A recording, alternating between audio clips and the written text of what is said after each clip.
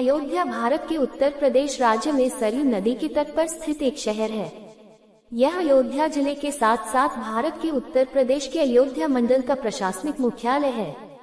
3 अयोध्या शहर का प्रशासन अयोध्या नगर निगम द्वारा किया जाता है, जो शहर का शासी नागरिक निकाय है। अयोध्या को ऐतिहासिक रूप से साकेत के नाम से जाना जाता था।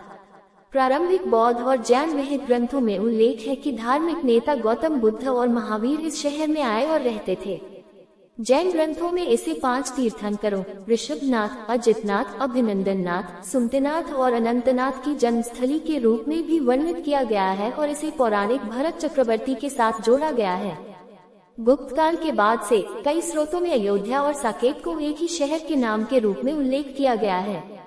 अयोध्या का पौराणिक शहर रामायण, जिसे वर्तमान में अयोध्या के रूप में जाना जाता है, कोसल के हिंदू देवता राम का जन्मस्थान और महान महाकाव्य रामायण और इसके कई संस्करणों की स्थापना है। यही विश्वास अयोध्या को हिंदुओं के लिए अत्यंत पवित्र शहर के रूप में प्रतिष्ठित होने का मुख्य कारण है। 4 राम के जन्मस्थान के रूप में मान्यता के कारण अयोध्या को हिंदुओं के साथ सबसे महत्वपूर्ण तीर्थ स्थलों में से पहला माना गया है। 5 ऐसा माना जाता है कि राम के कथित जन्म स्थान पर एक मंदिर था, जिसे मुगल सम्राट बाबर या औरंगजेब के आदेश से ध्वस्त कर दिया गया था और उसके स्थान पर एक मस्जिद बनाई गई थी। 1992 में उस स्थान पर विवाद के कारण हिंदू भीड़ द्वारा मस्जिद को ध्वस्त कर दिया गया, जिसका उद्देश्य उस स्थान पर राम के एक भव्य मंदिर का पुनर्निर्माण करना था। 7 सुप्रीम कोर्ट की 5 न्यायाधीशों की पूर्ण पीठ ने अगस्त से अक्टूबर 2019 तक स्वामित्व मामलों की सुनवाई की और फैसला सुनाया कि कर रिकॉर्ड के अनुसार भूमि सरकार की थी और इसे हिंदू मंदिर बनाने के लिए एक ट्रस्ट को सौंपने का आदेश दिया। इसने सरकार को वैकल्पिक 5 एकड़ 2.01 देने का भी आदेश दिया। ध्वस्त बाबरी मस्जिद के बदले में अयोध्या मस्जिद बनाने के लिए उत्तर प्रदेश सुन्नी सेंट्रल वक्फ बोर्ड को जमीन दी जाएगी।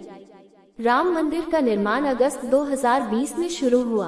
प्राचीन भारतीय संस्कृत भाषा के महाकाव्यों जैसे रामायण और महाभारत में अयोध्या नामक एक पौराणिक शहर का उल्लेख है, जो राम सहित कोसल के प्रसिद्ध इक्ष्वाकु राजाओं की राजधानी थी। 18 न तो इन ग्रंथों में न ही वेदों जैसे पहले के संस्कृत ग्रंथों में साकेत नामक शहर का उल्लेख है। गैर धार्मिक, गैर पौराणिक प्राचीन संस्कृत ग्रंथ जैसे पाणिनि की अष्टाध्यायी और उस पर पतंजलि की टिप्पणी साकेत का उल्लेख करते हैं। 18 बाद के बौद्ध ग्रंथ महावस्तु में साकेत को इक्ष्वाकु राजा सुजाता की सीट के रूप में वर्णित किया गया है, जिनके वंशजों ने शाक्य राजधानी कपिलवस्तु की स्थापना की थी। 19 सबसे पुराने बौद्ध पाली भाषा ग्रंथों और जैन प्राकृत भाषा ग्रंथों में कोसल महाजनपद के एक महत्वपूर्ण शहर के रूप में साकेता, प्राकृत में सगेया या सया नामक शहर का उल्लेख है। 20 बौद्ध और जैन दोनों ग्रंथों में स्थलाकृतिक संकेत बताते हैं कि साकेत वर्तमान अयोध्या के समान है। 21 उदाहरण के लिए संयुक्त निकाय और विनय पिटक के अनुसार साकेत श्रावस्ती से 6 योजन की दूरी पर स्थित था। विनय पिटक में उल्लेख है कि दोनों शहरों के बीच एक बड़ी नदी स्थित थी और सुत्त निपात में साकेत को श्रावस्ती से प्रतिष्ठान तक दक्षिण की ओर जाने वाली सड़क पर पहला पड़ाव स्थल बताया गया है। 4वीं शताब्दी के बाद कालिदास के रघुवंश सहित कई ग्रंथों में अयोध्या का उल्लेख साकेत के दूसरे नाम के रूप में किया गया है।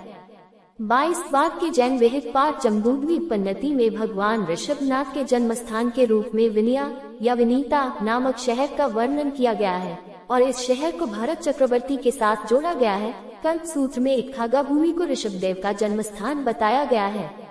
एक सिद्धांत के अनुसार पौराणिक अयोध्या शहर ऐतिहासिक शहर साकेत और वर्तमान अयोध्या के समान है। एक अन्य सिद्धांत के अनुसार पौराणिक अयोध्या एक पौराणिक शहर है और अयोध्या नाम का उपयोग साकेत वर्तमान अयोध्या के लिए केवल 4वीं शताब्दी के आसपास किया जाने लगा, जब एक गुप्त सम्राट संभवतः स्कंदगुप्त चले गए। उनकी राजधानी साकेत थी और पौराणिक शहर के नाम पर इसका नाम बदलकर अयोध्या कर दिया गया।